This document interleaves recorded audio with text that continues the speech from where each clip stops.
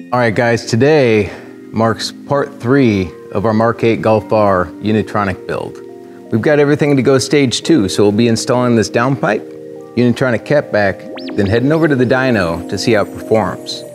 Now we'll be having some separate installation videos for the downpipe and the exhaust for your reference. Go ahead and like and subscribe. We're gonna go ahead and get started installing this equipment.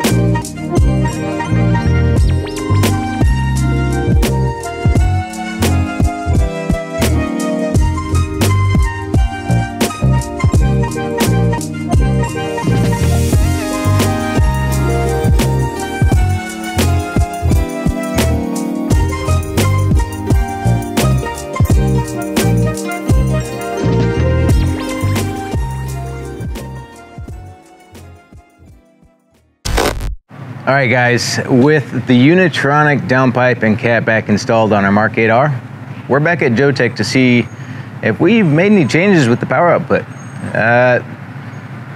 If we compare it to the MK8 GTI, we would expect to lose power without changing the tune.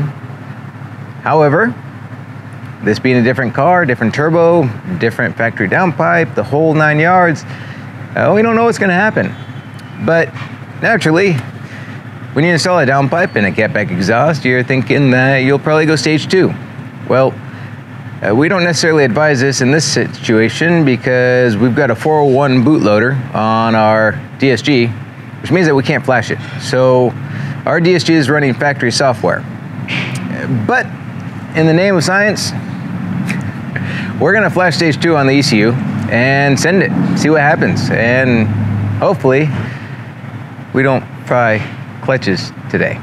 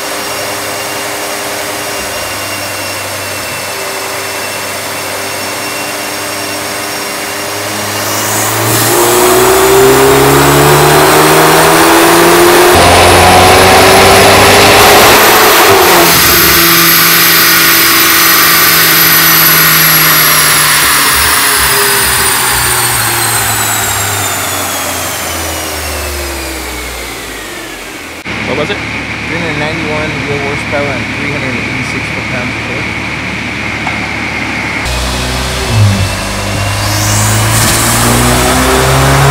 torque.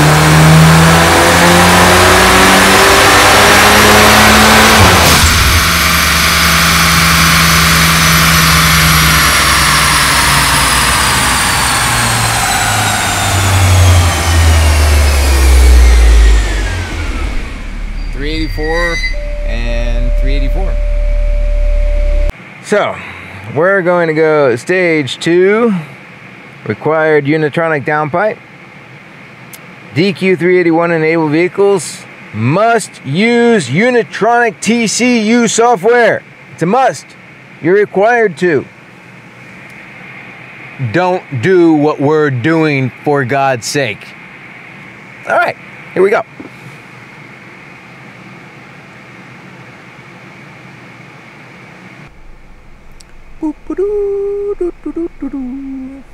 Yada, yada, yada. You'll break the transmission. Yada, yada, yada. Okay.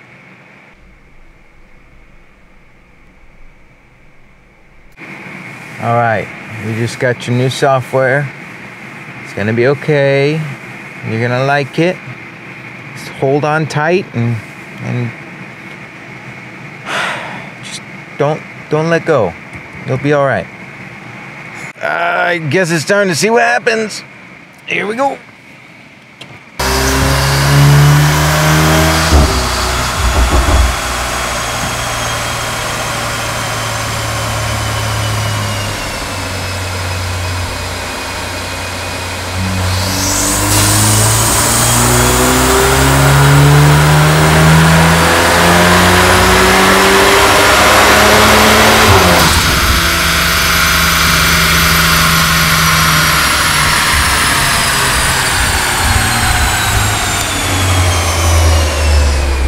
It felt like it was protecting itself and pulling power, but we will see soon. What was it? 391 and 351 foot-pounds of torque. It's running protection to keep it from making too much torque. All right, so I'd say that probably the best thing that could have happened. So after flashing the stage 2 file, that requires a TCU tune on a car without a TCU tune, there were a few things that could have happened. It could have made the power and the transmission didn't slip right away and we got some great results. Or we could have had the transmission slip right off the get-go and not have a happy transmission and have poor results. Or what happened, which is the TCU limiting the engine and preventing it from making the power and torque that it wants to. So we made about 350 foot-pounds of torque on the stage 2 file because the transmission was screaming at the ECU to don't do that, and it didn't. So we made close to the same amount of power, but the torque was way, way down. And being so, we didn't hurt anything. So we're gonna switch it back to stage 1 plus for now.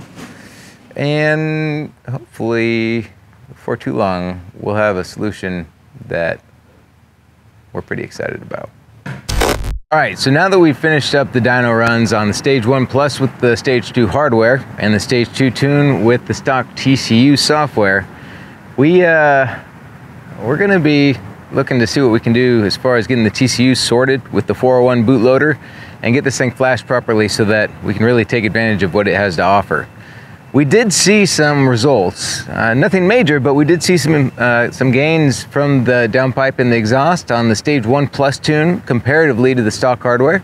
And as far as the stage 2 tune goes, it didn't do too much better, but that has a lot to do with how it's paired with the TCU and how we've been basically working with these files for the locked TCUs that are able to take full advantage of everything that it currently has to offer. So as we progress down the road, we'll get that sorted out. We've got a lot of plans as far as ethanol, MPI, and really going nuts as far as this car goes. And so stay tuned, like and subscribe for more. We'll see you next week.